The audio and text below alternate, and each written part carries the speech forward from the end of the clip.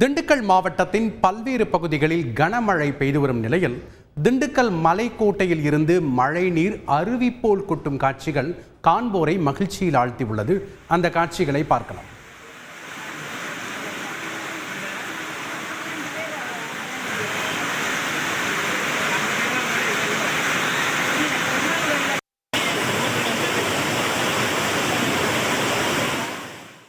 கூடுதல் தகவலை செய்தியாளர் சரவணன் வழங்க கேட்கலாம். வணக்கம் சரவணன், இந்த காட்சி தொடர்பான முழு விவரங்கள் என்ன? தொடர்ந்து அங்கு மழை பெய்து கொண்டிருக்கிறதா? விவரங்கள் என்ன?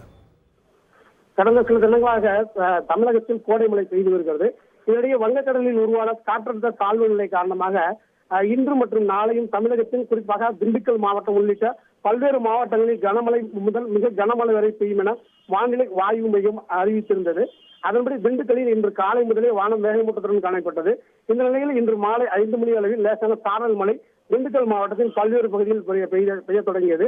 ஒரு சில பகுதிகளில் கனமழையும் ஒரு சில பகுதிகளில் இடியுடன் கூடிய மிக கனமழையும் பெய்தது. இந்த நிலையில் இந்த கனமழை காரணமாக திண்டுக்கல் மாநகருக்கு மத்தியில் அமைந்துள்ள மலைக்கோட்டையில் திடீரென 1 மணி நேரத்திற்கு பெய்த மழையின் காரணமாக திடீர் அருவிகள் உருவாகி மலை மேலிருந்து கீழே அருவி போல கொட்ட தொடங்கியது. இதை கண்ட பொதுமக்கள் மகிழ்ச்சியில் ஆழ்த்தியது. இந்த நிலையில் தொடர்ந்து திண்டுக்கல் மாவட்டம் முழுவதும் தொடர்ச்சியாக பல்வேறு இடங்களில் சாரல் மழையும் ஒரு சில இடங்களில் கனமழையும் ஒரு சில இடங்களில் இடியுடன் கூடிய அதி கனமழையும் பெய்து வருகிறது.